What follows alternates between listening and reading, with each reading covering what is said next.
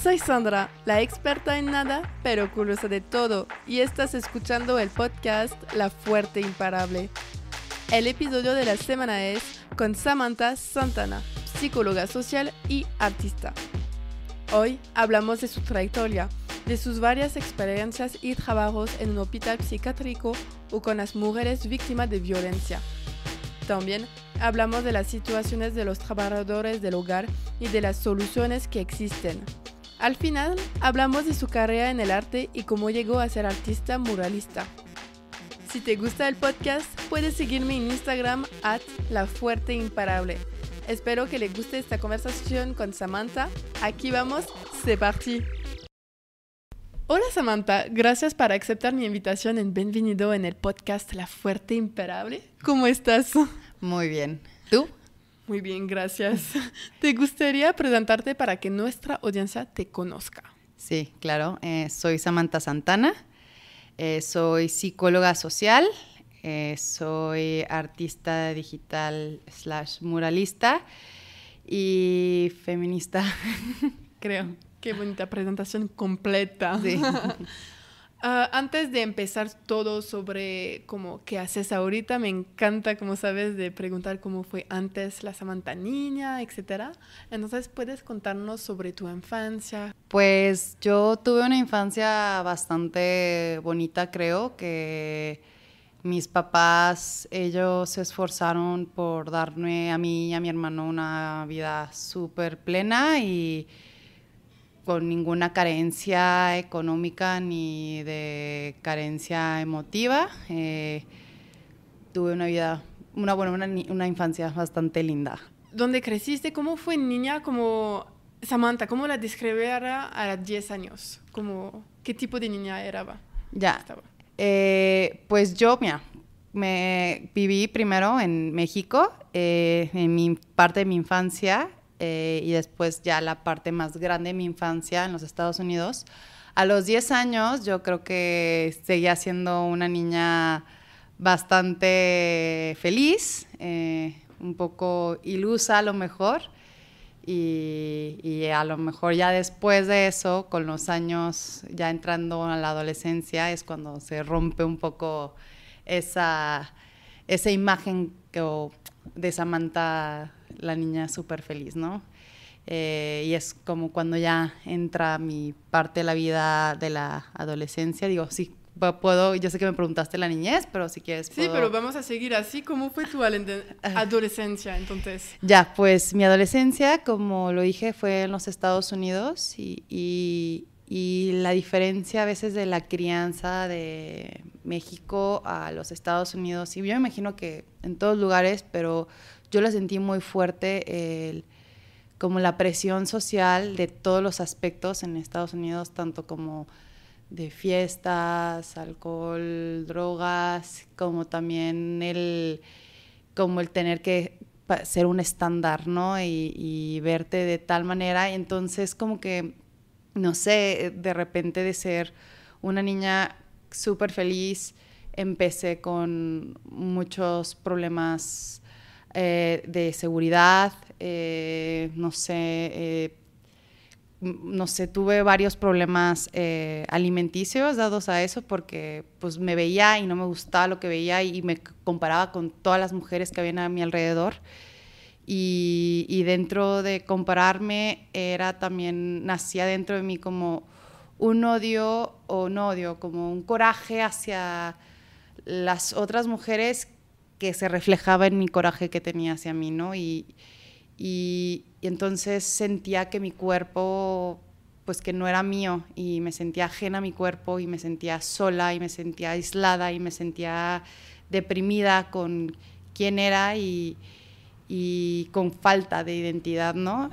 Creo que fue algo que de alguna manera ahora puedo ver como la raíz. En el momento no lo veía, y hasta incluso son algunas de esas cosas que socialmente cuestan verlas por los estándares de belleza que se tienen, y más que si una mujer o una niña o un adolescente entran dentro de este estándar, por lo general siempre están como categorizadas como, ay, qué bonita, ay, qué delgada, ¿cómo entonces tú, además de eso, de traer ya todo lo que traes, es como, entonces yo estoy teniendo aprobación social a través de esto, ¿no? Entonces ves como si tú no tienes una identidad formada, si ves que estás teniendo como una aprobación social a través de tu físico, entonces vas viendo que tu valor es tu cuerpo, ¿no? Y yo me sentía como que a lo mejor era la única que estaba pasando esto, y ya después con años me doy cuenta que todas las mujeres nos han enseñado a hacer esto todo el tiempo. Somos bombardeadas con imágenes de cuál es el ideal físico, y además diciendo que tú, mujer, te tienes que solo enfocar en eso, ¿no?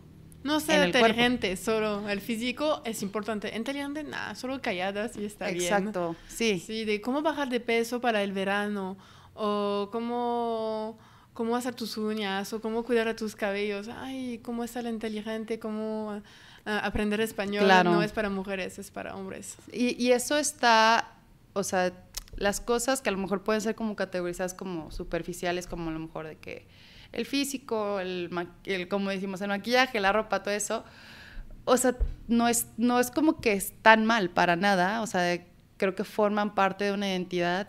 El problema es cuando nos encierran a que solo se puede ver hacia ahí, ¿no? Y entonces, pues sí, o sea, a mí me afectó mucho, y es algo que hasta todavía tengo que lidiar con eso. Ya no es un trastorno así como lo era cuando estaba pequeña, pero siempre hay estragos de que empieza la mente así, de que, porque una vez alguien me explicó como un trastorno alimenticio como si fuera una adicción también, ¿sabes? O sea, que es bien difícil dejar de como cambiarte ese chip, y más porque no ves que muchas cosas alrededor de ti estén cambiando. O sea, claro que ahorita tenemos ya un mundo que gracias iba a decir Dios, no, gracias a Diosa, gracias a las ninfas, a las mujeres, que estamos teniendo un movimiento en que hay aceptaciones de distintos y de todos los tipos de cuerpo, pero porque también estamos dejando a un lado el enfoque la mujer solo es el cuerpo, ¿no? La mujer es solo corporalidad, y por ende es solo un objeto, ¿no? Uh-huh. Y ya estamos dejando esta idea y estamos como reconstruyéndonos como mujeres. Sin embargo, es algo que, pues, sí, o sea, aún así todavía entra la vocecita de que... Sí, pasa a veces. Y entonces tenías una dolencia como preguntando muchas cosas, ¿por qué estoy así, que las otras uh-huh. así, etcétera? Sí. ¿Y cómo llegaste a superar eso poco a poco? ¿Cuál fue tu caminata hasta, porque ahorita te sientes mucho mejor, se nota, eres más a gusto con tu cuerpo, con tu mente, con todo, y está muy cool de verlo, de hecho, porque pienso que son cosas que se comparte a alguien que es segura realmente, se comparte, se ve, se nota, y está muy cool. Entonces, ¿te recuerdas quizás un poquito cómo creciste hasta ahorita? Pues, o sea, sí, así como más bien de cómo se puede o cómo salí de eso, creo que una fue, acaba de decirte la palabra crecer y salirte también de la adolescencia, que es una etapa súper difícil para todo el mundo. O sea, no fui la única que pasó por eso, y yo creo que hasta los hombres saben que se siente la adolescencia la etapa más fea, porque sientes todo este juicio horrible y sientes que el mundo se te va a acabar en 2 segundos, además. Sí, para todos, o sea, hombres o mujeres, sí, es complicado. Es de que me voy a morir por lo que sea. Entonces, parte de eso fue el poderme salir de esa mentalidad como tan fatalista, pero también ayudó mucho el empezar a entrar en la carrera de psicología, que es donde pude encontrar un espacio académico, pero también un espacio de mujeres, de grupo, de colectiva, en mi carrera. Entonces, ahí es donde de ahí es cuando primero te das cuenta, o sea, bueno, en la clase, que es una clase que se llama Estudios de Género y Prácticas Sexuales, en esa clase nos empiezan a enseñar como pues teoría de género, teoría feminista, pero también nos empiezan a enseñar de cómo se ha construido todo esto, ¿no? Y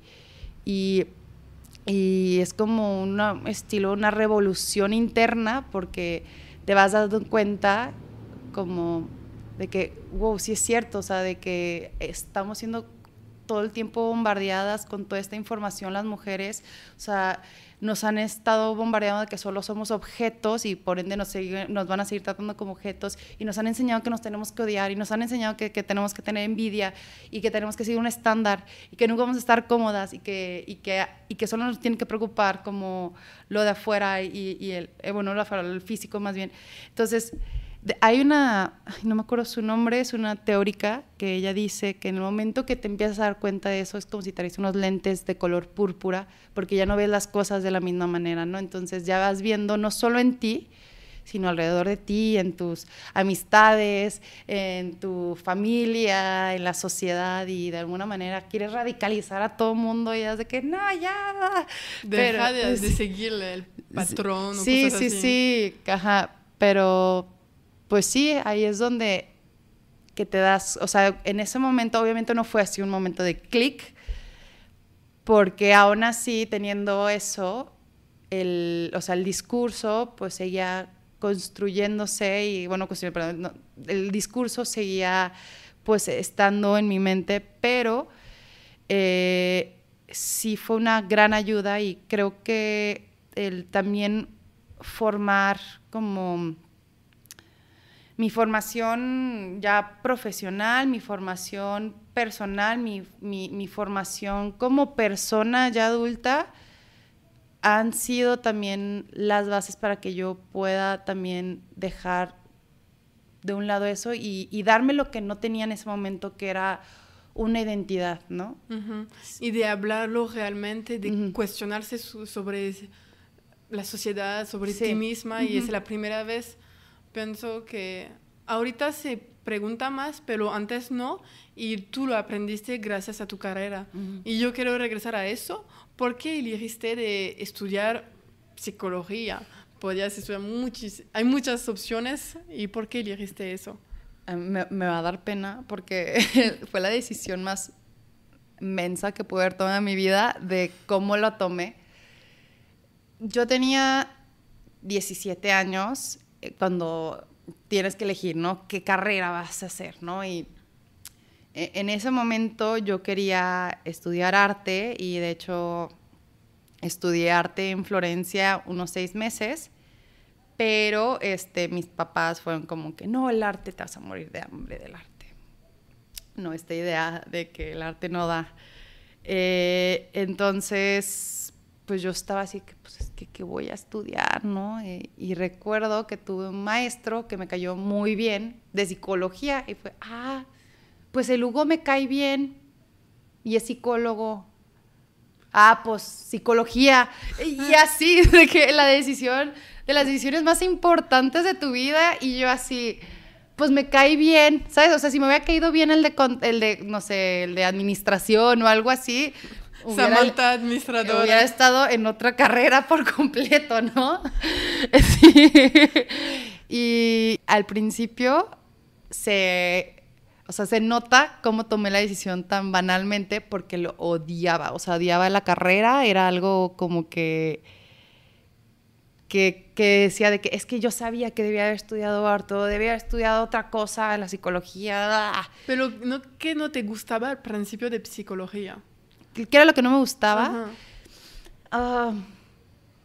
Creo que en parte, o sea, ya lo puedo analizar un poquito, pero lo que no me gustaba es que la psicología al principio, cuando lo vas a estar estudiando y toda la vida, te enfrenta mucho, o sea, es ponerte en un espejo y decir, a ver, tu carnal, ¿qué traes, no? O sea, ¿autocrítica o cosas así? Sí, no crítica, más bien como... ¿Análisis? Como ver realmente qué traes adentro y todo tu bagaje, y Y entonces a mí yo decía, es que está súper menso esto, o sea, además yo nunca me veía dando terapia, o sea, me daba pánico pensar en que alguien me contara su vida, fíjate, o sea, y decía como, no, pues no es para mí, pero, o sea, ahorita que lo veo, digo, pues obviamente yo creo que era como una reacción de decir de que, pues no me quiero enfrentar a mis demonios todavía, ¿no? A lo mejor. Y para ese punto, digo, estudiando psicología todavía nunca había ido a terapia, entonces yo creo que también parte de quién soy ahora es gracias a que he podido en mi vida ir a terapia, entonces obviamente ya te vas dando cuenta de más cosas, pero en ese momento no quería enfrentarme conmigo, no quería enfrentarme con mis demonios, no quería enfrentarme con los demonios de mi familia, porque también te lleva a que te cuestiones, no, y es que ¿qué hizo tu tatarabuelo? Y yo, ay, no quiero no saber, déjame en paz. Sí. Entonces, pues sí, o sea, eso era la razón por la que no me gustaba al principio. ¿Por qué seguiste? Porque hiciste tu carrera, un máster y todo eso, entonces encontraste un momento, un punto que te... No, es eso. Sí, creo que ya lo había desde un principio, o sea, obviamente te estoy diciendo que no me gustaba, pero en un principio tuve un encuentro como en un proyecto, digo, es que en psicología tenemos varios proyectos y como varios alcances a distintas como poblaciones o distintos grupos, y estaba primero como en mi primer año de carrera, y yo con unas amigas que siguen siendo mis amigas así siguen siendo todavía mis amigas queridas, decidimos hacer un proyecto en un psiquiátrico, que aquí los psiquiátricos en México, pues la verdad es la situación es tétrica, es muy fea, o sea, los pacientes viven en pobreza extrema y hay maltratos fuertísimos y no hay nada de cuidados. Entonces no es una situación bonita, pues, pero nos decidimos aventar desde segundo semestre y estando en segundo semestre como que me di cuenta que me gustaba enfrentarme como situaciones adversas de distintos escenarios. Entonces es que en otro proyecto de psicología es que me llevan a la cárcel. No a mí de que... Samantha, ¿qué hiciste? A visitar. A hacer un proyecto en la cárcel. y ahí estuve en una cárcel de jóvenes y fue una experiencia bien bonita y creo que ahí fue lo que me salvó de nuevo en la psicología. Primero por el enfoque del proyecto, que era un enfoque social.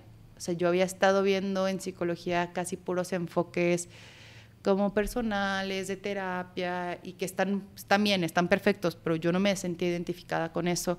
Y este enfoque era un enfoque más de investigación, más de grupo, más de cómo puedes hacer cuestión del grupo, cómo puedes trabajar con el grupo, y teorías como las teorías que me empezaron a gustar en la misma clase de estudios de género, como teorías que te cuestionan como los constructos de la sociedad, ¿no? Entonces, yo ahí empecé con ese proyecto y pues me gustó muchísimo. Fue un proyecto que... ¿Puedes contarnos un poco más? Me interesa muchísimo. Sí. Fue un proyecto que la duración fue de 1 año en la cárcel, y los primeros 6 meses primero era como conocerlos y ver como tratar de reconocer la problemática o reconocer qué era lo que podíamos trabajar con ellos, y los últimos 6 meses fueron ya interviniendo con algo específico, y en esa intervención específica es cuando decidimos trabajar con ellos las masculinidades. ¿Por qué la masculinidad? Porque nos empezamos a dar cuenta a través de los como discursos que ellos tenían, de las razones por las que habían ellos terminado en la cárcel, muchos tenían que ver con el mismo descripción de lo que es una masculinidad hegemónica. Una masculinidad hegemónica es la que es violenta, pero también es la que exige que el hombre nunca, o sea, tenga miedo, que además de eso provee a toda su familia, que sea el jefe de casa, que sea el macho, y que no se raje, y que haga todo lo que tenga que hacer por su familia y su casa, ¿no? Entonces, que si te pones a pensar, para un hombre tener también todo esto, tener que cumplir con eso es bastante pesado, ¿no? O sea, si nosotras mujeres tenemos también ideologías que nos aplastan, los hombres por su lado también tienen otras que también son que los aplastan, y además de eso que no les permiten llorar, no ser emotivos, ¿no? Entonces todas esas cosas, y guárdatelo, ¿no? O sea, nosotras fuimos enseñadas de hacer grupo con otras mujeres o llorar entre nosotras, ¿sabes? Y los hombres es guárdatelo todo. Entonces, ¿dónde va todo ese como coraje, enojo, o además toda esa necesidad que tienes? Porque pues si te encuentras en una necesidad, que no tienes un trabajo estable o que no tienes cómo alimentar a tu familia o lo que sea, pues haces lo que puedes, ¿no? Entonces nos dimos cuenta, como mencioné, que muchas de las razones que estaban ahí eran por esto mismo, ¿no? Obviamente no la masculinidad no tiene la culpa, pero el constructo de lo que es ser un hombre es como hace muchos checks como de muchas de las razones por las que están ahí, ¿no? Entonces quisimos con ellos trabajar ese tema para darle un nuevo significado a la masculinidad. O sea, no decir de que, ay, ya, dejen de ser hombres, ¿no? Sino es más bien cómo podemos zafarnos de todos los constructos que nos dicen cómo tenemos que ser, ¿no? Si la sociedad te está diciendo, tú porque eres hombre tienes que proveer, y como para mujeres, tú porque eres mujer tienes que ser mamá, o tienes que ser bella, o tienes que ser callada. ¿Cómo podemos romperlos? Hay que cuestionarlos y hay que crear distintas realidades propias a través de eso. Eso no significa que como mujer debas de dejar de ser femenina o como hombre dejes de ser masculino, ¿no? Simplemente es cuestionar que ¿Opciones? No opciones. Más bien más opciones. Más bien tú, sí, opciones. O sea, de que más bien que tú digas, ok, yo quiero proveer a mi casa, pero porque quiero, no porque tengo que, porque sea impuesto, que yo como hombre tengo que. O si eres un hombre y tienes sentimientos o te encuentras emotivo y en lugar de guardarte todo eso, prefieres sacarlo, llorar, ir con tus compañeros y hablar de los temas que te están, o sea, a ver si tu amigo también está pasando por lo mismo, lo que sea, hablar con tu amigo, hacer eso en lugar de guardártelo y después explotar, ¿no? Uh-huh. Y después violentarte o violentar a alguien más, ¿no? Que es también muchas veces que ocurre eso. Entonces, y que van a la cárcel y después haces estos tipos de... Entonces, parte de eso fue ese proyecto con ellos a través de una sesión de que íbamos 2 horas, 2 veces por semana. Se daba un taller con ellos que era enfocado en tener actividades en las que se podían llevar como estos cuestionamientos y el desconstruir nuevas identidades, y también la otra mitad para que ellos pudieran hablar de, pues, qué opinaron de la actividad, pero también qué opinan ustedes de los temas que estamos viendo, cómo es para ustedes, cómo era en su casa, qué piensan ustedes que pueden hacer de nuevo, cómo pueden reaccionar distinto ante esto, qué les harían a ustedes también, porque también muchas cosas que eran como, que nos decían es que no podemos mostrar mucho o ser emotivos o no podemos mostrar una parte que no sea violenta en nuestros barrios, porque en nuestros barrios te pide que seas así, ¿no? O sea, y entonces si llegas y no eres así, pues corres peligro, ¿no? Entonces, obviamente son temas que para ellos les asustaba, como poder pensar en otra realidad distinta para ellos, porque solo veían esa su única opción. Y que sí era, ¿no? Al final de todo. Sí, porque no es un tema individual, ahorita es un tema societal. Sí. Y como no es cambiando una persona, tenemos que cambiar el sistema, cómo educamos la gente, y la educación pasa por la escuela. Si queremos que se cambie realmente a un nivel grande, rápido, internacional, es por la escuela, de indicar... De la escuela y de la crianza, ¿no? Porque vemos cómo se van criando las mujeres, o sea, regresando al tema de lo que nos enseñaron a nosotras como mujeres y también con los hombres, a nosotras y a los niños, y a las mujeres y a los hombres desde pequeños ya nos están enseñando cómo tenemos que ser, ¿no? O sea, primero nace el bebé, es niña, rosa, es niño, azul.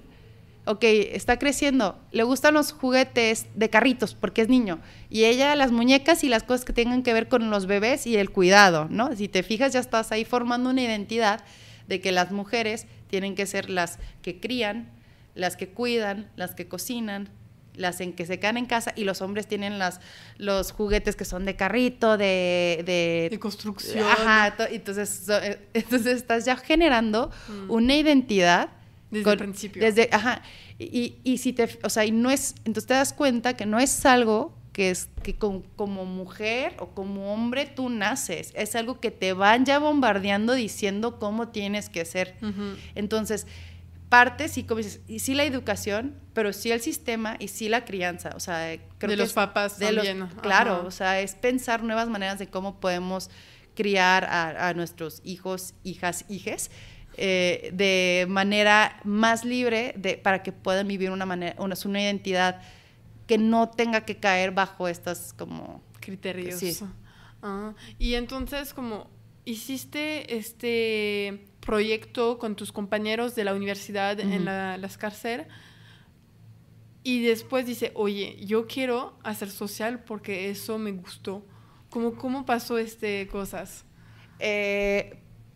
Parte de también porque me gustó mucho la psicología social y por qué decidí irme por ese camino, son dos cosas. Primero, el proyecto, el estar en campo, el estar con los chicos, conocerlos, pero, o sea, y esta es una parte de la psicología social, que es el trabajo en campo, y en la otra era la investigación.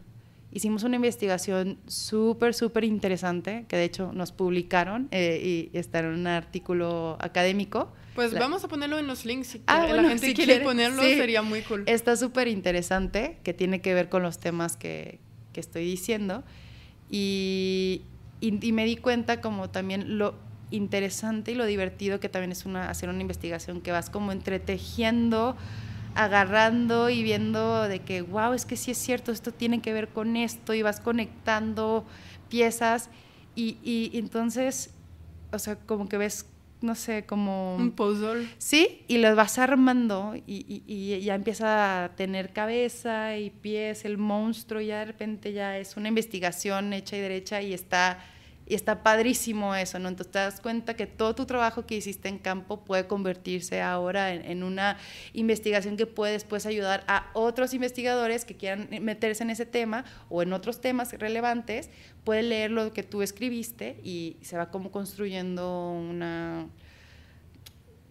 bula de ayuda para entender cómo funciona la sociedad y cómo este tipo de investigación puedes usarlo a un otro país también, u otros lugares del país, etcétera, y esto está súper bien porque lo chistoso del mundo es que a un momento todos los países fueron separados, ¿no? Las comunidades estaban separadas, pero por ejemplo las mujeres, no en todas las comunidades del mundo, pero en la mayoría del momento tenían opresión. Sí. Y entonces, oye, crecimos en diferentes partes, no tenían comunicación, pero los patrones se repitan.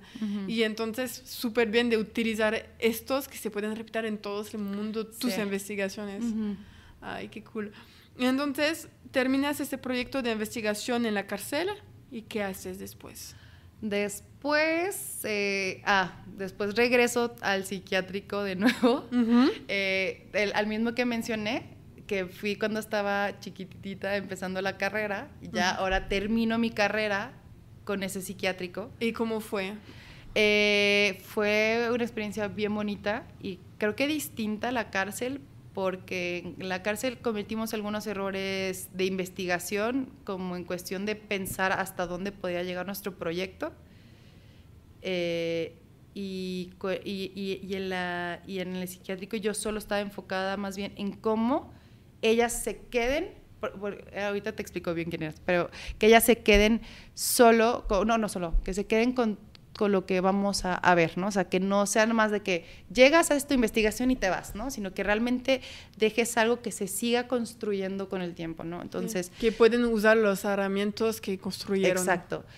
Nosotras teníamos un grupo de mujeres en el psiquiátrico que quisimos darles arteterapia o sea, que era como la excusa para poderlas reunir, pero lo real era que porque queríamos formar vínculos entre ellas.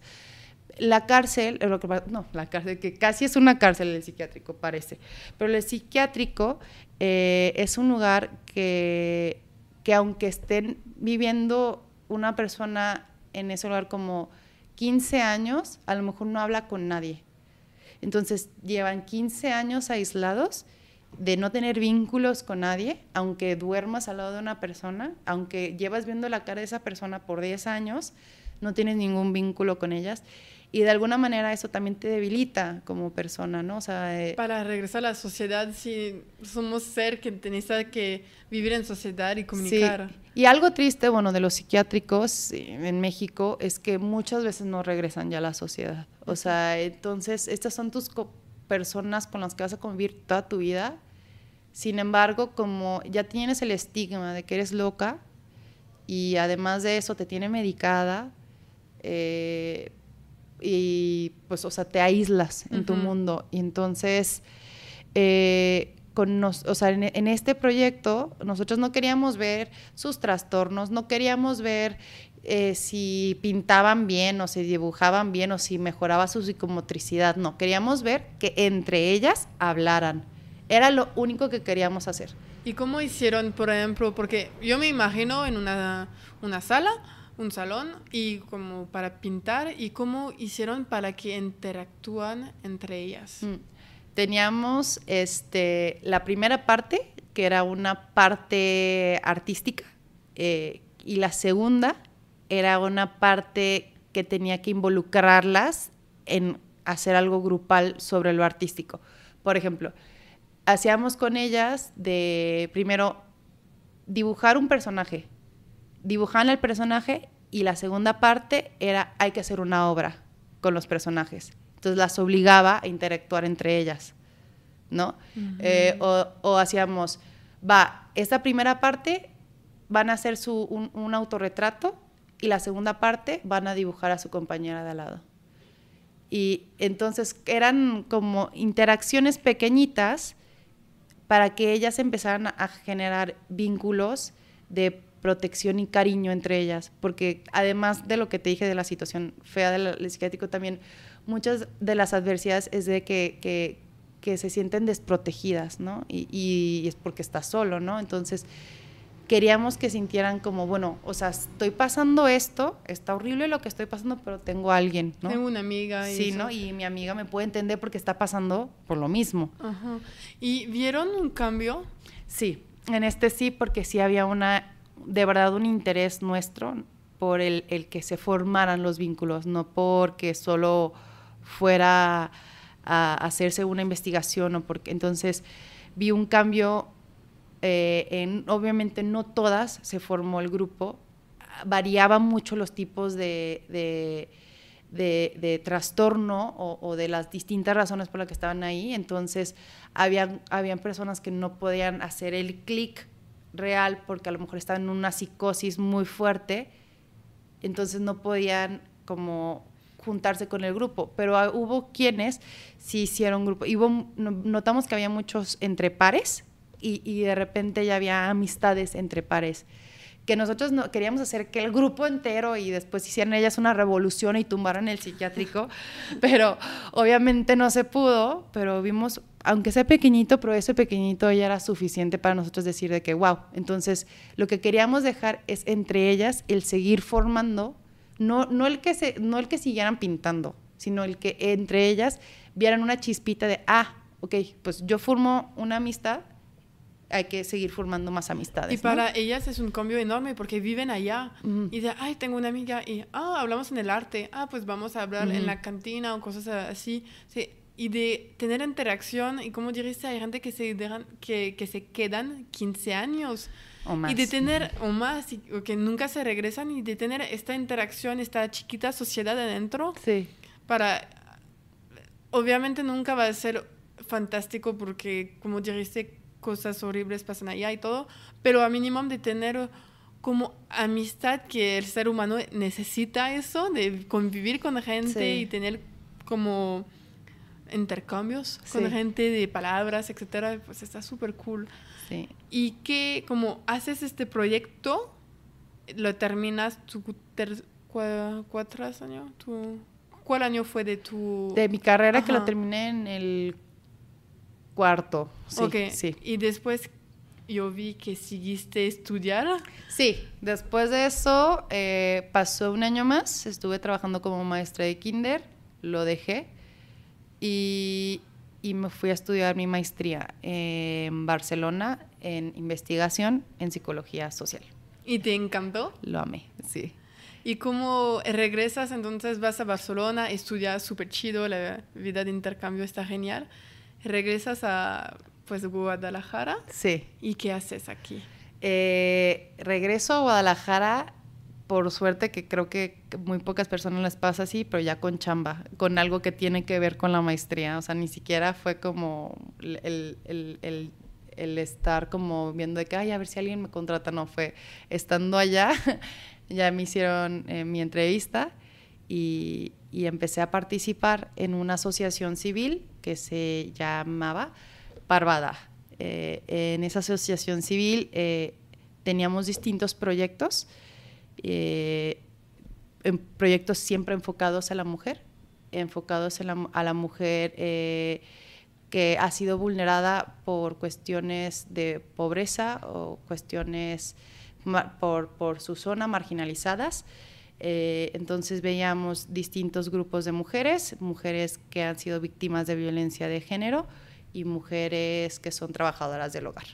Entonces con Parvada estuve trabajando hasta principios de este año en distintos proyectos. Uno de esos proyectos que yo lo vi de verdad nacer ese proyecto, porque yo hasta pinté la pared del proyecto mismo, fue una estética que se llamaba Estética Barrial, que con ayuda de la CISEM, que es una secretaría aquí en Guadalajara, en Jalisco, perdón, construimos una estética que la estética tenía la función de ser atendida como una estética normal, pintar pelo, poner uñas, lo que sea, pero tenía este doble significado, que también era un espacio seguro y un espacio para poder hablar sobre las violencias que se viven dentro de la colonia. El espacio era exclusivo para mujeres o para niños hombres menores de 10 años y niñas de todas las edades, y era específico para hablar de esos temas, y en caso de que la mujer no venía con esa mentalidad de hablar, más bien lo que dábamos era les dábamos información para cómo poder prevenir y detectar la violencia en su hogar o en su colonia o con otras amigas, y también qué hacer en caso de que ella o otra persona alrededor de ella estuviera sufriendo, y cómo poder acudir a alguna instancia o buscar a alguna, pues no sé, cómo buscar a la policía o dónde puedes buscar ayuda, pues. Uh-huh. Entonces, pues así fue el proyecto de la estética. Fue un proyecto que duró hasta principios de este año, o sea, fue del 2019 hasta principios de este año, no, el año pasado, sí. 2020. Sí, 2020. ¿Y tienes una anécdota de cómo se pasaba para una mujer o que llegaba allá? Sí. ¿Y cómo pasó todo para hasta que a mínimo se sale de esta situación o encuentra soluciones, etcétera? Ya, mira, no sé o sea, no, como no era como una terapia que iban constantemente, tampoco es como que nosotras teníamos tanto registro de que si a lo mejor una mujer que fue una sola vez se salió de su situación. Yo espero que sí, ¿no?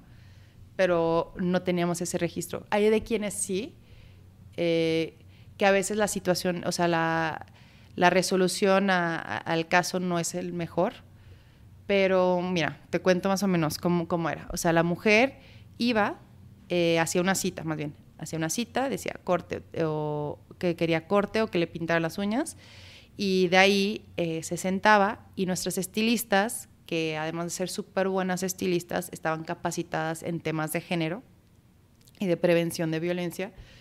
Primero, ellas eran buenísimas para poder hablar con las mujeres. Entonces, se sentaban y empezaban a hablar como de su vida, ¿no? O ellas mismas, las estilistas, empezaron a hablar de su vida y empezar o primero preguntarles cómo ven la colonia o qué han visto, si sienten que la colonia está más violenta, y si de plano no empezaron a hablar, la persona, porque pues también puede ser un poco violento que te sientes y, oye, ¿has sido violentada? Pues no, pues por ti ahorita, ¿sabes? Entonces,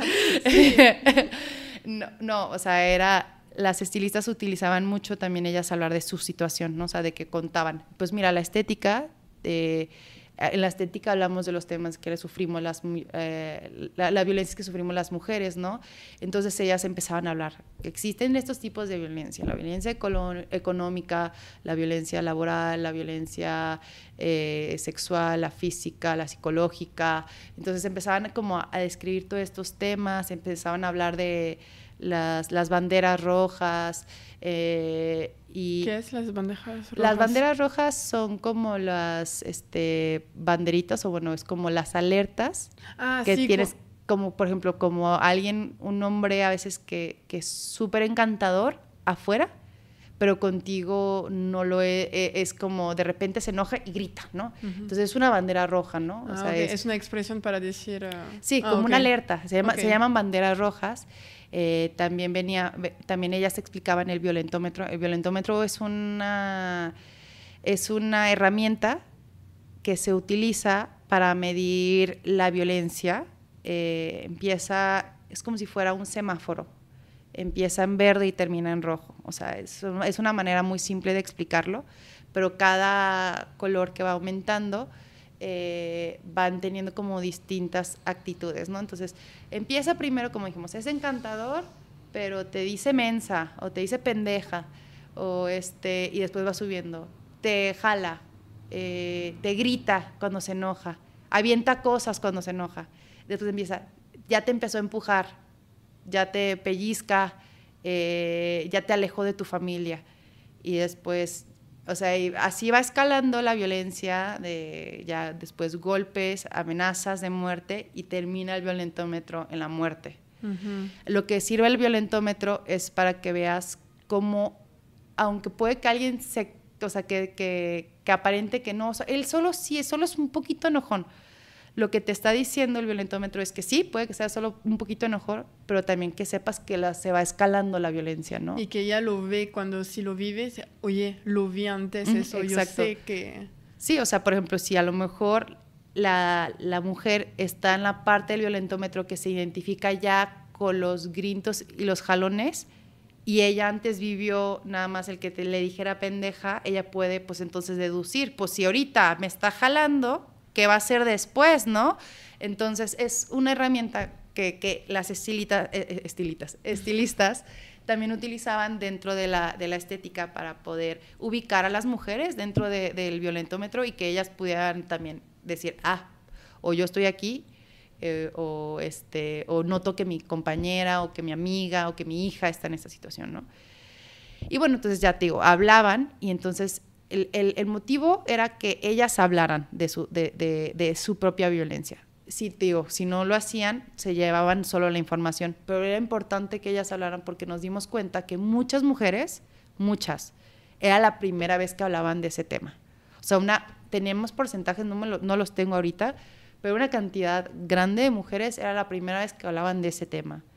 Entonces, eso te habla que hay un silencio enorme sobre la violencia y sobre las cosas que están ocurriendo dentro de las casas o en las colonias de las mujeres y que nos han enseñado que nos la tenemos que callar y que como aquí hay una frase muy mexicana que es los trapitos sucios solo en casa, ¿no? O sea, que no puedes mostrar como todo lo que está ocurriendo malo en casa, afuera. Entonces, muchas de estas mujeres también, como eran mayores de edad, a lo mejor el hombre que las violentó, que era su esposo, ya falleció. Y ellas en su vida lo habían identificado como que ellas estaban viviendo, o sea, ellas obviamente tú sabes que estás viviendo violencia, pero ellas no identificaban que era grave, ¿sabes? Y poner palabras. Ajá, le puedes decir, es que yo viví violencia económica, sexual y física y psicológica, ¿no? O sea, y lo pueden ya acomodar y decir, es que tú viví en tormento todos estos años, ¿no? Y algo que, bueno, y va parte del lado de la psicología, que hay un poder muy grande en poder hablar las cosas. O sea, el poder sacarlas hace que ya no sea tuyo, sino que ya lo puedes ver desde afuera. O sea, puedes ver como un agente externo tu problema y te puedes empezar, ya lo puedes empezar a trabajar, ¿no? O sea, entonces, para nosotras era importante que se hablara. O sea, que no por nosotras de que, a ver, cuéntanos qué te hacen, sino simplemente para ellas. No para chisme, pero para ellas primero. Exacto. Y el chido de la estética es que vamos a sacarte de tu casa y vamos a llevar a la policía y te van a poner en la cárcel y vamos a sacar tú y tus niños. El objetivo realmente es que ella tomó el poder de su vida. Exacto. Primero el conocimiento, que es el más importante, y después hablarlo y que ella elige, yo no quiero más, porque si eliges por alguien más, se va a repetir el patrón porque ella no lo elijo. Y eso me gusta, que es una manera, quizás que no es tan directa, quizás que no es tan breve grandes cambios, pero pienso que en largo plazo es la manera que puede cambiar realmente el chip, como dijimos, de las mujeres. Sí. Y a mínimo ella no va a hacer nada porque es tan acostumbrada a eso y que lo normalizó, pero nunca va a dejar a su hija de hacerlo. Nunca. Porque lo identificó y ella va a verlo. No te quedas con este novio porque no es posible. Claro. Y es un cambio de generación total y está muy impactante para las vidas. Y entonces hiciste este proyecto que te encantó, y ¿qué pasó después? ¿Por qué cerró y qué hiciste después? ¿Por qué cerró el proyecto? Es por cuestiones personales de quien era la directora, que ella era mi jefa, que la admiro un montón. Ana, si me escuchas, te amo. Que era ella, por cuestiones personales ya no podía. A veces cuando tienes asociaciones y estás haciendo un trabajo por las personas, las mujeres, por un futuro mejor, a veces te encuentras con muchas desilusiones. No todo es color rosa, no todo es avance, no todo es sí, ¿sabes? Entonces ella, todo esto de llevar una asociación mentalmente cuesta. Sí, la estresó muchísimo. Entonces ella, por su bienestar, dijo ya, y cerró la asociación. Y pues sí. Ok, entonces cerró. ¿Y qué? Porque yo sé que hiciste otros proyectos. ¿Cómo estás siguiendo? ¿No es si alguien te paras, estabas siempre siguiendo a hacer otras cosas? Sí, ahorita, bueno, parte de también, como te mencioné, que en Parvada, por suerte, también trabajé con trabajadoras del hogar en varias campañas de que ellas pudieran saber sus derechos laborales y saber cómo exigir que de que les dieran contrato o que las pusieran en el IMSS con seguridad social, pues.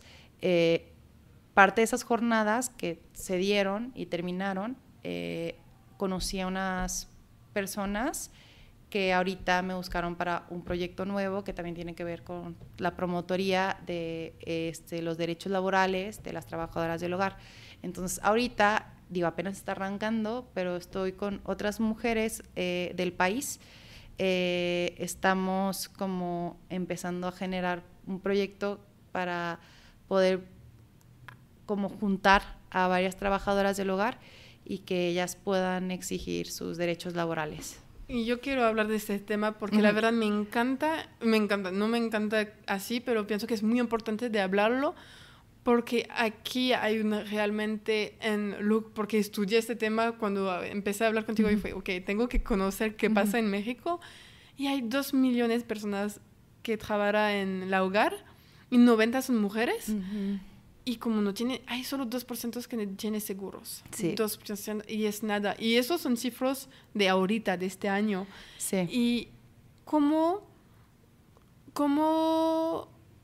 piensas que sería posible que ellas, como tienen un sindicato declarado y que decir, oye, somos seres humanos como todos, como tú que me empleas, y yo tengo el derecho de tener un seguro? ¿Cómo podemos exigir eso, crear algo? O que el gobierno, pues, oye, pues hay 2 millones de personas, es una bastante grande parte de tu población. Claro. ¿Cómo podemos hacer eso para que, oye? Pues, o sea, lo bueno es que ya hay algo. O sea, ya es parte también de la razón por la que hay esta promotoría. Haz de cuenta que ya se aprobó que el trabajo del hogar es un trabajo igual de digno y justo que cualquier otro trabajo, ¿no? Entonces, eso a través del, creo que es el Senado, no sé, bueno, el gobierno. No, está bien. Si me escucha, no me truenen por esto, pero no, se me olvidó. No pasa nada.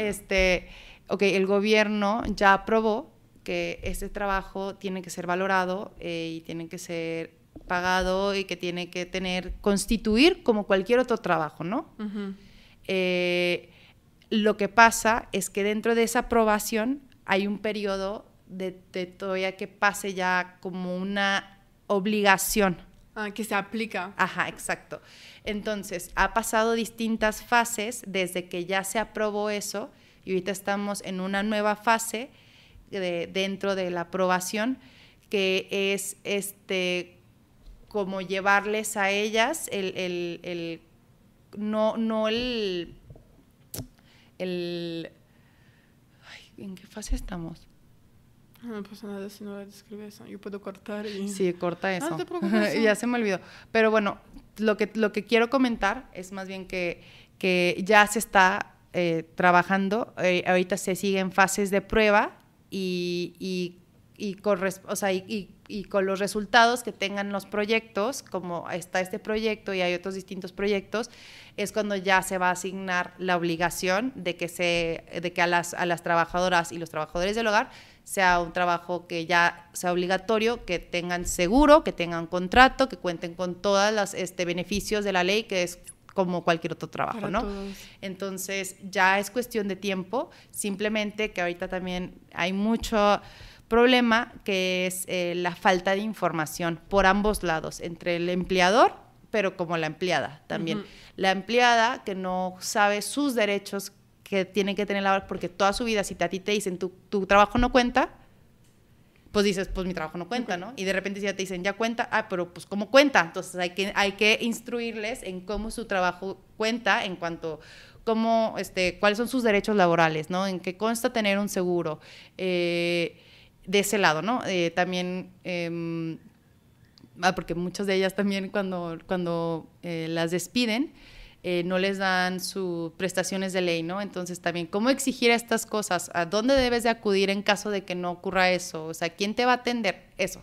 Pero también del otro lado es también educar a los empleadores, o sea, es decir, a tus trabajadoras del hogar también las tienes que tener como cualquier otro empleado, ¿no? O sea, los tienes que tener con un contrato y tienes que darles un seguro, o sea, y tú tienes que pagar su seguro, ¿no? Y los días de descanso y las todo horas sí. como... Y si se te va, o sea, si deja de trabajar contigo, tú le tienes que pagar su dinero, ¿no? Su finiquito. Si tú la despides, también le tienes que pagar y le tienes que dar sus prestaciones. O sea, no, es parte de una acción que es el educar, ¿no? Y también, de alguna manera, no solo educar como en las cuestiones que es como la legal, ¿no? Sino también en educar en que el trabajo del hogar es un trabajo súper digno, es un trabajo súper valioso, es un trabajo que es bien pesado, además de eso, sí. o sea, y que como sociedad lo hemos valorado como nada, ¿sabes? O sea, le pagan a algunas trabajadoras del hogar una mierda, de verdad, o sea, y por estar en todo el día en una casa. 12 horas trabajando y tiene como para comer. Sí, ¿no? Entonces, hay unas que ni siquiera las dejan comer, ¿no? O sea, de que están ahí en la casa, o si las dejan comer, tienen que comer, pero escondidas, de que no las veas como si fueran como si fuera tu esclavo, ¿sabes? Entonces, tenemos que también cambiar este chip, ¿no? O sea, sobre el trabajo del hogar, o sea, que el trabajo del hogar cuenta, igual que cada trabajo que hay, o sea, es igual de importante el trabajo de un ejecutivo como el trabajo de una empleada del hogar, ¿no? Pues o sea, el güey no podía sobrevivir sin ella, ajá. porque en su casa no sabes hacer nada sin ellas. Ajá. Y entonces, ¿cómo? Sí. Entonces, no se va a aprender una máquina o algo así, entonces. Sí. No, y que además de eso, o sea, por ejemplo, en otros países, cuando le cuento la situación en México a gente de otros países, que es como, primero el shock es como, ¿por qué tenemos una cultura que necesita tanto a las trabajadoras del hogar? ¿No? O sea, a veces, o sea, las casas, los hogares mexicanos tienen a alguien de planta que va todos los días, y cuando en otros países a lo mejor es de que va un día o no va, ¿no? O sea, no pues, es tan común. En Francia no es común, pero es la primera vez que yo vi si está llegando aquí. Y como cuando tenemos es una persona, pero que te ayuda, por ejemplo, a la ropa, a lavar la ropa, pero te hace solo eso, ella lo hace de su casa. Sí. Y te lo llevas y ya. Pero para limpiar es muy poco. ¿Y cuánto le pagan, no? O sea, además. Pues no, es ley, contratos, etcétera, pasas para claro. Y hay agencias. Claro. Ahorita pasa para agencias, hay costos de agencias, pero te asegura que la chica está bien y te asegura que ella va a estar pagado bien y seguro está obligatorio. Sí, o sea, el trabajo del hogar en cualquier otro lugar, bueno, no cualquier otro lugar, más bien en otros países es muy bien pagado, o sea, y por eso las trabajadoras del hogar no tienen que ir todos los días a tu casa, ¿no? Y por eso también hay una cultura de que tú también limpies tu propia casa, ¿no? O sea, de que tú también te hagas caso de eso. Pero aquí en México, como es un trabajo que les pagan nada, o sea, pues van todos los días, y más porque también, o sea, en México, no sé si viste, o sea, la película Roma. No. Es una película que justo trata también de la historia de olvidé el nombre de este director, también me van a volver a matar, perdonando con la memoria súper mala, pero es un director muy famoso aquí en México. Y vamos a poner el link del... sí. En esta película, trata de la vida del director cuando era chiquito, y y es como se trata sobre la vida de la trabajadora del hogar que vivía en su casa, ¿no? Uh-huh. Pero, o sea, yo lo que quiero como hablar de este tema es como antes también, o sea, era tan común que las trabajadoras vivían en tu casa y no se iban de ahí, y estaban desde antes de que tú te despertaras y que los niños se despertaran, porque además de eso ya tenían que tener el desayuno listo y haber limpiado cosas, y eran las últimas que se dormían, porque ellas dormían, todos los niños se encargaban que todo se apagara y ellas dormían, y así todos los días de la semana. Uh-huh. O sea, y te das cuenta que eso no es vida, o sea, eso es una esclavitud modernísima, pero es, o sea, porque pues no es como que les estaban dando los recursos económicos, y no es como que ahorita también a las trabajadoras del hogar se les da los recursos económicos como para que puedan salir adelante. Uh-huh. Como, o sea, no te vas a quedar así siempre. Sí. Porque no quieren. ¿Qué? Los empleadores. Los empleadores no quieren que se va. No, obviamente. Entonces, pues se aprovechan de esa situación y es... Ok.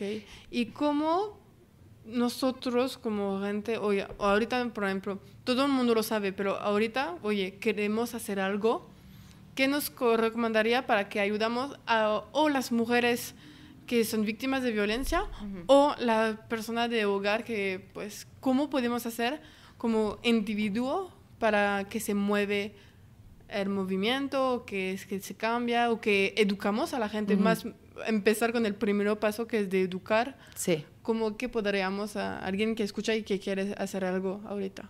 Mira, los dos casos son casos de violencia, ¿no? Entonces, primero reconocer del al lado de las trabajadoras del hogar, que lo que ellas han vivido es una violencia, ¿no? Es un acto de violencia como sociedad a un grupo de mujeres, ¿no?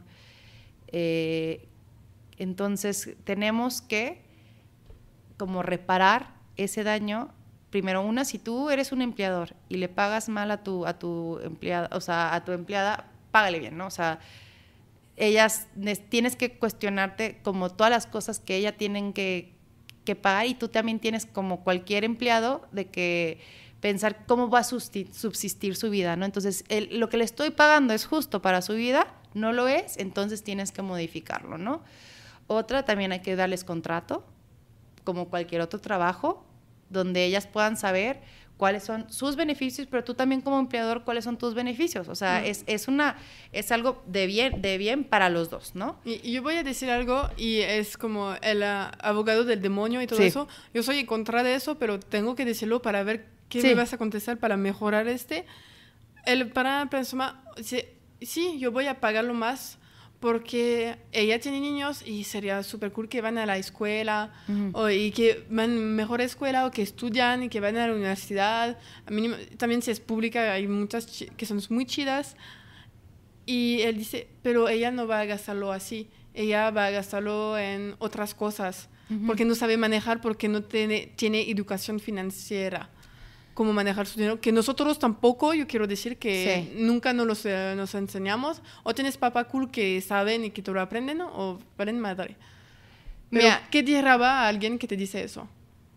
Les diría, o sea, de alguna manera, o sea, pues qué chismoso. O sea, porque...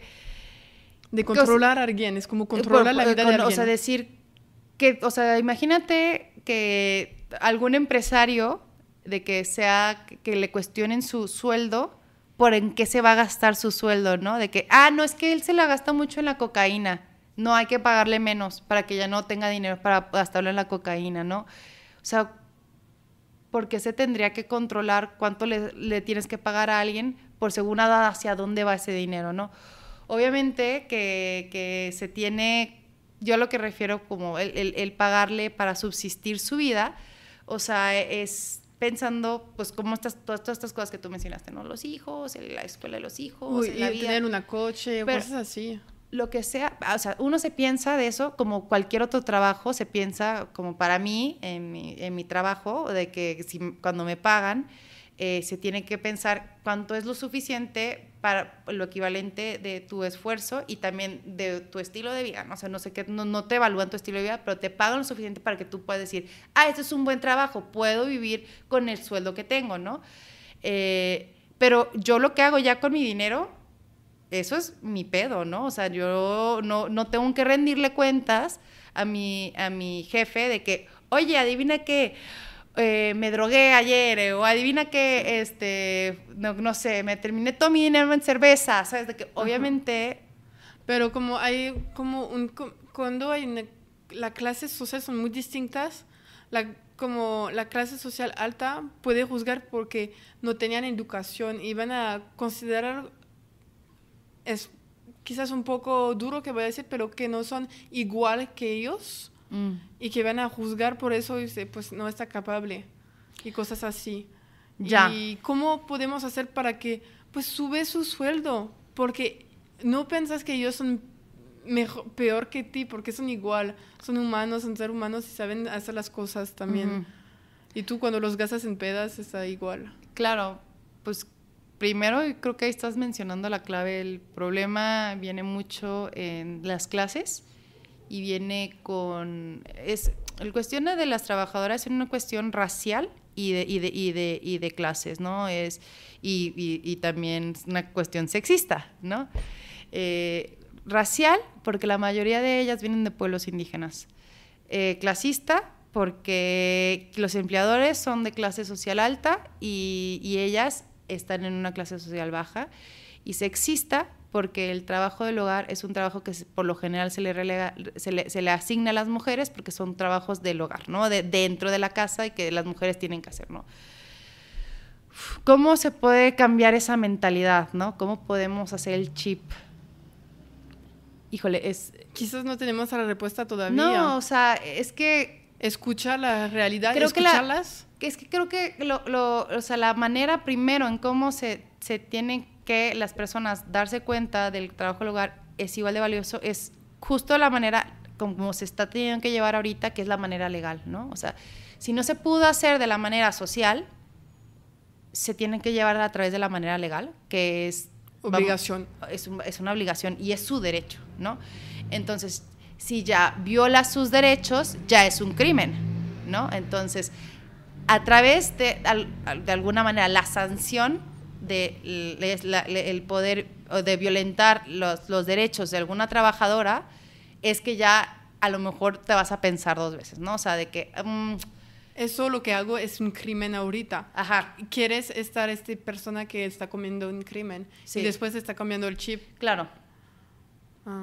Pues me encanta porque contestas a preguntas que yo escuché antes y que yo no sabía qué decir y ahorita yo tengo respuestas. Porque son cosas que cuando no tienes argumentos pero son cosas que nunca viví. Sí. Y yo sé como, pero no es justo, yo sé que no es justo, pero yo no puedo demostrar de qué manera. Y claro. Ahorita de tener eso, pues espero que alguien que conoce personas y todo el mundo conocen, yo sé que sí. toda la gente que escucha este podcast, si tenemos Spotify o Apple Podcast, pues somos un porcentaje de México que es más ricos sí. y que da miedo, la verdad, pero que soy segura que alguien que escucha tiene a alguien del hogar en su casa sí. y de pensar en 2 veces, oye, ¿cómo puedes dormir bien cuando alguien no tiene suficiente para tener la vida digna que tú tienes solo porque naciste? Tenías la suerte de nacer en esta clase social. Sí, y algo que a lo mejor también sería bueno pensar es que tiene que ver con lo que estás diciendo. Dentro de la clase social que tenemos, en la que vivimos, nosotros sí tenemos problemas económicos, pero pequeñísimos, a los que las trabajadoras o las personas de clases sociales mucho más bajas los tienen, y que no sé, o sea, creo que es bien fácil pensar desde arriba y utilizar el argumento como a ti te lo han dicho, el de la educación, de que yo sí tengo educación financiera, o yo sí estudié yo mi carrera vale, mi trabajo vale más porque yo tengo una carrera, ¿no? Es bien fácil decir eso cuando tu situación en la que las mujeres que son trabajadoras o los hombres que son trabajadores del hogar, ellos se enfrentan diario, ¿no? O sea, ellos diario tienen que ver cómo van a alimentar a sus hijos, cómo ellas se van a alimentar, cómo van a poderse mover, porque ni siquiera tienen dinero para poder tener un carro, entonces cómo van a conseguir dinero para el transporte, y eso con los 200 pesos mendigos que le das, ¿no? O sea, eso es... Y tú crees, yo estoy pagándole lo justo, ¿no? O sea, y la persona que está atrás, o sea, la mujer o el hombre, el trabajador del hogar, están partiéndose la madre para poder vivir ni siquiera un cuarto, ni un deseado de la vida que tú tienes. Entonces, también es importante considerar nuestras acciones que tenemos hacia las otras personas, ¿no? O sea, de que realmente queremos ser esa persona, o sea, que teniendo la capacidad económica de poder hacer que la persona de la vida de alguien más sea un poco mejor, y no lo hacemos simplemente porque creemos que es menos que nosotros, entonces ya tenemos que cuestionarnos muchísimo de nosotros mismos, ¿no? O sea... Sí, totalmente, de decir, yo no tengo suficiente dinero para pagarla más. Sí, pero las pedas te lo necesitan realmente de diario, como lo haces, o gastar en alcohol, o gastar en tu última sneakers. Es como, hablamos de cosas material a la vida de gente. Y te das cuenta que el argumento realmente ese que dices, de que es que no tengo el dinero, no es un argumento real, es más bien un argumento es porque no quiero, ¿sabes? Porque no quiero, porque no creo que se lo merezcan. Es lo que están realmente diciendo, ¿no? Y da miedo, porque piensas que es mejor que un otro ser humano. Sí. Por su clase social, por su color de piel, por su género, por muchas cosas. Por su educación, ¿no? Pues ahorita pienso que vamos a terminar en este tema de psicología social y todo lo que hiciste. Y yo invito a la gente, si tienes más preguntas, a mandártelas directamente en un Instagram que vamos a poner en la descripción, que es... mi Instagram es Sam. ¿Vamos a escribirlo? Sí. Pero lo tiene, Trabalenguas. si lo escuchas, pues pueden preguntar más, porque yo estoy segura que hay gente que puede interesar y interactuar en ese tema, que pienso que debatirlo, discutirlo, preguntar es la mejor manera de crecer. Y nadie es perfecto, como yo sé que hizo cosas en el pasado que no me gustó y que yo quiero cambiar, y pues si tienes la intención y que lo cambias, está súper cool. Nadie es perfecto y todo se puede cambiar si lo quieres realmente, pienso. Y por un anuncio nada más, si realmente también quieren, no realmente, pero si quieren hacer algo como por las trabajadoras del hogar o por las mujeres que son víctimas de violencia, busquen en línea, de seguro si buscan una asociación van a encontrar un montonal de maneras de cómo se pueden ustedes apoyar de manera económica a las asociaciones, o ustedes apoyando en, no sé, en voluntario, lo que sea, para estas distintas asociaciones. Entonces, si tienen ganas de hacer un cambio, no les tema hacerlo y pueden buscar estas asociaciones. Sí, voy a intentar. Voy a hacerlo, de poner a Minimum de Guadalajara lo que puedo encontrar aquí. Te puedo pasar. Sí, pues vamos a poner varias en la descripción. Entonces vamos a pasar en tu lado artista, que me encanta. Perdón, casi tiro el vaso. Sí. ¿Cómo llegaste al mundo del arte? Ya lo había olvidado, estábamos tan metidas en el tema de la psicología social del trabajo. Pero tienes muchas cachuchas. Sí, bueno, en el mundo del arte, como mencioné, mi sueño frustrado era estudiar arte, ¿no? Estudié por suerte en Florencia unos 6 meses y es donde vi como distintos como ámbitos del arte, o sea, de que foto, dibujo, pintura, escritura, y yo dije de que, ay, guau, me interesa mucho este mundo. Y pues no, que porque me fui a terminar estudiando psicología, pero yo me quedé con una espinita así como que, de que yo quiero seguir haciendo esto, y lo veía primero como hobby, ¿no? Entonces, yo dibujaba de que mis cositas y me gustaban mis dibujitos y a veces los subía pero pues lo veía nada más como algo muy, muy de lado, ¿no? De que no es como a lo que me voy a dedicar, no es algo como que me va a dar una vida, lo que sea. Y de repente, había un colectivo que creo que todavía existe, antes se llamaba Electric Pussy, y ahorita se llama la Concha Eléctrica, sí, se llama ahora Concha Eléctrica. Me buscaron como para hacer un colectivo de morras artistas, que eran artistas digitales, ¿no? Entonces, y la razón era como para poder entre todas utilizar la misma cuenta y publicar nuestras cosas y hacer como grupo de mujeres que se apoyan en el mundo de arte, ¿no? Y estaba bien bonito y de eso como que me impulsó un poquito más a seguir creando, a seguir haciendo, y me metí de ahí más al mundo del arte digital. De nuevo, para mí era como, ok, me involucro, pero no estoy realmente lucrando de esto, a lo mejor siempre va a ser mi sueño frustrado, o a lo mejor siempre va a ser nada más mi hobby, y creo que fue hasta los murales cuando empecé a tomar esto más en serio. ¿Y cómo empezaste con los murales? En la línea 3 del tren ligero, invitaron a varios artistas a mandar un boceto y que participaran a ver si quedaban en pintar uno de los ¿cómo se llaman los? ¿Pilones? Sí, ni siquiera sé cómo, ya se me olvidó el nombre. Cilindros que tenía el tren. Sí, eso, lo vamos a dejar en eso porque ya ni me acuerdo cómo se llama. En eso, pintar sobre eso y pilares. Pilares. De los pilares. Ay, Dios, estaba así de que la palabra, ¿dónde está? O sea, nos invitaban a mandar a la convocatoria, hice la convocatoria. Y yo en esta ideología, como mencioné, de que, o sea, como es mi hobby, no es algo que me tomo en serio, pues nunca me van a aceptar. Y X, o sea, yo en mi mente, como muchas cosas en mi vida que me atrevo a hacer y me aviento a hacerlas, es de que en mi mente yo ya tenía el no de que ya me van a decir que no, entonces pues ni me voy a agüitar si me dicen realmente que no, entonces como que pues, ¿qué pierdo mandando, no? Pero está bien de tener el mente de, yo lo mando solo in case, para no arrepentirte de no lo mandé. Exacto, entonces pues fue nada más como, y si me dicen que no, pues X, ¿no? Y de que, entonces de repente ya que te dicen, no, pues sí, y yo, ¡ay!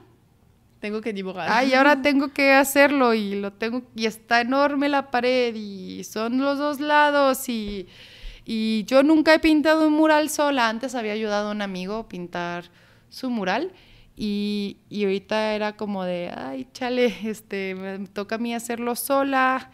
Y pues nada, me aventuré y por suerte, yo creo que ese mural, si no hubiera tenido las amigas tan increíbles que tengo, que por cierto, muchas de ellas las pinté en mi mural, si no las hubiera tenido, no hubiera terminado ese mural ni de pedo. O sea, como era mi primer mural, estaba aprendiendo todo en el camino de cómo se hace un mural mientras lo estaba pintando, ¿no?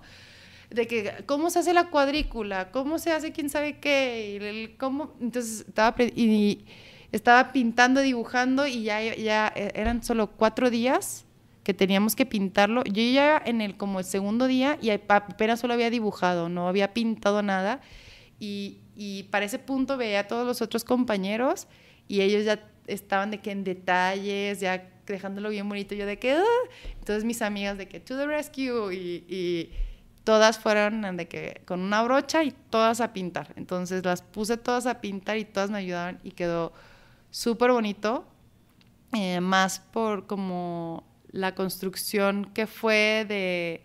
Yo quise poner a dibujar más bien, y pintar a varias mujeres importantes de mi vida, pero también varias mujeres importantes que han hecho algo por las mujeres de Jalisco. O mujeres, y dentro de eso para mí era importante como poner esta dualidad, porque tanto como si eres una activista o como si eres una escritora, lo que tú estás haciendo por las mujeres de Jalisco es igual que una madre de casa o que una amiga que va a ayudar a su amiga a pintar su mural, ¿no? Entonces quería pintarlas a la mujer en todas sus totalidades, en todas sus formas, perdón. Y quería también hacerlo grande y poner distintas caras de distintas edades, porque pues unas eran mayores, unas eran mis abuelas, unas eran mi mamá, mis amigas, señoras. Y para mí era importante poner todas estas caras distintas porque justo pensaba en yo de niña que veía todos los espectaculares de ideales de mujeres imposibles de cumplir, ¿no? Como publicidad, marketing, ¿no? Y todo.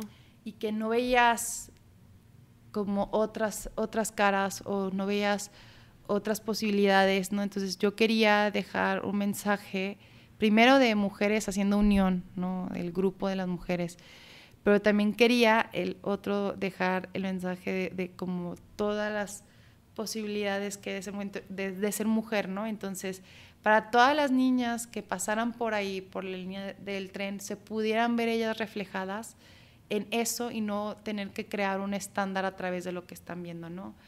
Entonces, para mí eso era mi mensaje importante, la unión y el romper con los estereotipos, ¿no? Y eso fue mi primer mural. Ajá, y está hermoso. Yo sé que encontré un artículo sobre ti y hay una foto de tu mural, entonces pienso que voy a poner, o si tienes uno en tu Instagram, pues que pueden verlo. Y eso fue tu primer mural que salió súper bonito y la historia atrás ahorita pienso que lo aprecio más, porque arte siempre así, la historia es más chida a veces que la pintura en ella misma. Pero yo sé también que hiciste otras mujeres con un grupo de mujeres que se llama, y el grupo se llama Bien Feria.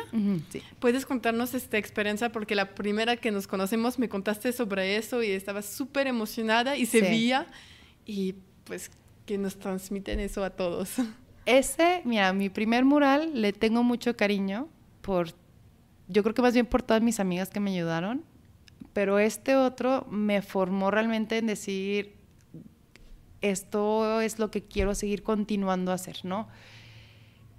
y más por el grupo de mujeres que conocí. Dulce, que está como Dulce No Pronto, es una artista en Instagram, me contactó a través de Instagram un día y también diciéndome, vi tu mural en el proyecto de Traza, que es el de la línea 3, y quisiera invitarte a hacer un mural con varias mujeres. Al principio me dio como nada más una pintita, y yo de que, pues arre, dije, wow, qué padre, me están invitando por otro mural, y yo súper nerviosa de que, no, otro no, en los nervios, pero dije, pero bueno, ok, está bien. Y después me volvió a buscar y me dijo, ya estoy lista para buscarte bien y contarte bien del proyecto, y me contó y el proyecto, yo así de, no es cierto que existe este proyecto y que además de eso nos van a pagar. O sea, era un proyecto que se llama pues Llamarada, porque era como el llamar a varias mujeres, artistas, a un solo proyecto de pintar un espacio juntas, pero además de eso era convivir con estas artistas a través de una semana y quedarnos todas en una misma casa. Las artistas éramos de distintos lugares de México, o sea, fue aquí en Guadalajara, pero vinieron artistas de la Ciudad de México, de Querétaro, de San Luis, de Vallarta, no sé. Entonces qué cool. Se formó el grupo de mujeres artistas y además de pintar un mural que tendría temática de mujeres, tuvimos distintas pláticas que fueron...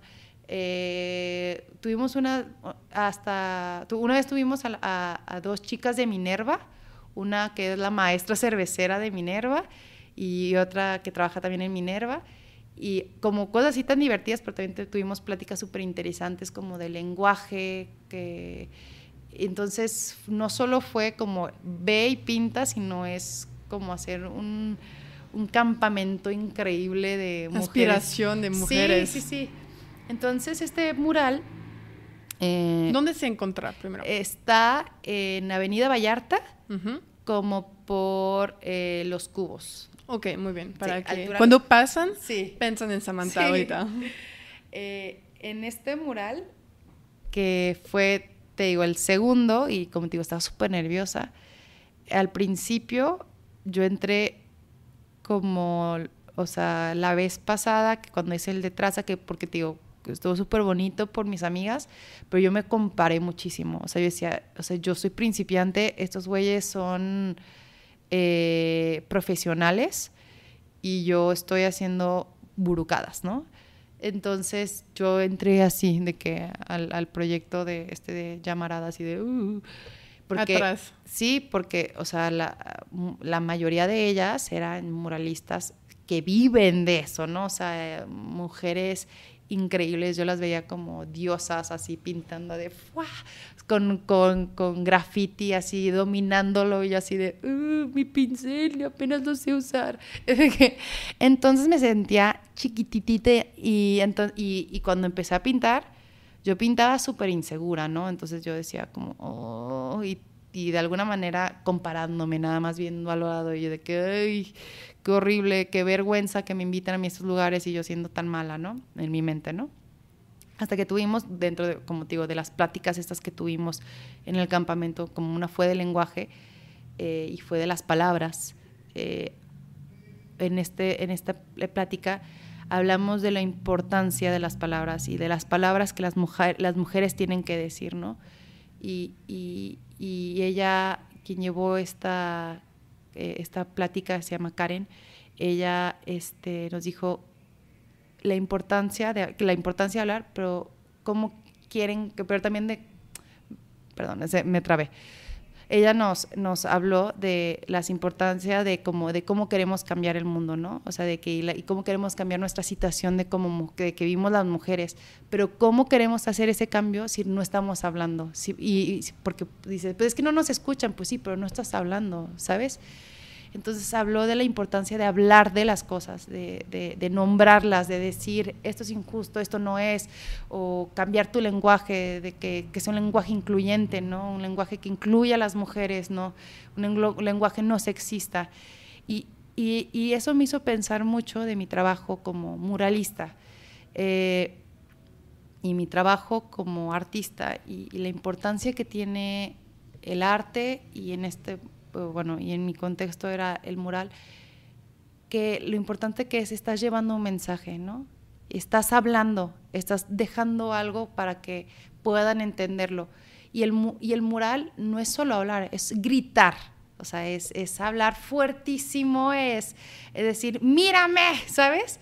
Y ve lo que estoy haciendo, porque lo estoy haciendo en tamaños además enormes, 7 metros, ¿no? Y hay muchísima gente que pasa. Exacto. Entonces, empecé a ver el valor tan grande y tan importante del mural, porque además de eso, el mural, a diferencia de otros medios artísticos, es que invita a la gente que está, como dices tú, que pasa por ahí o que es de la colonia a ver el arte, ¿no? O sea, haces el arte parte de su comunidad. O sea, llevas la obra a ellos y no estás haciendo un arte clasista que solo quienes pueden pagar para entrar al museo o solo quienes tienen la educación para entender qué es arte y qué no es arte.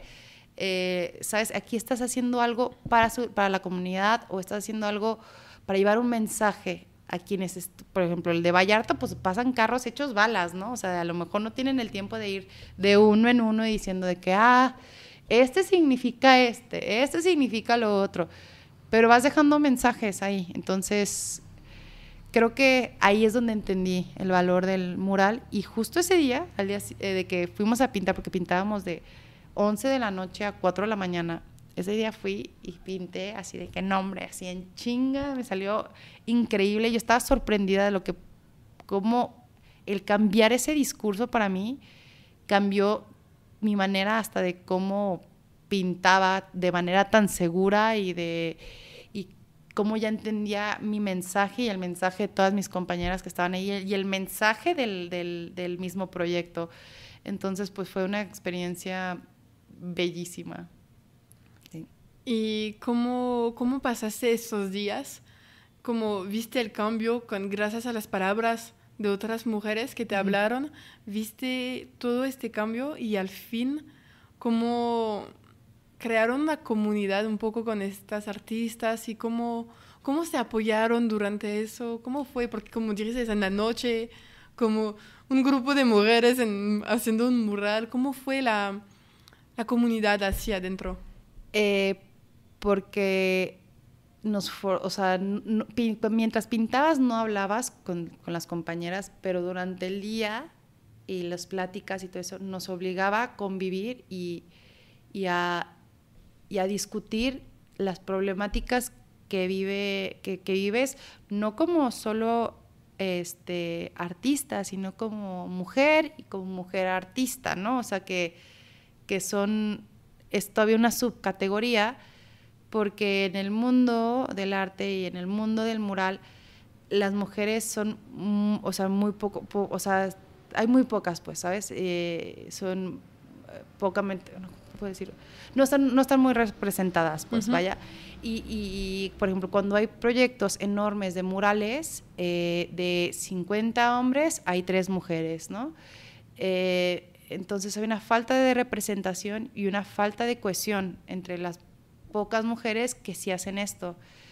Entonces, con ellas, pues fue formar este grupo y empezar a decir, es que a mí también me ha pasado esto, y yo también he vivido esto, y me toca a mí ver esto.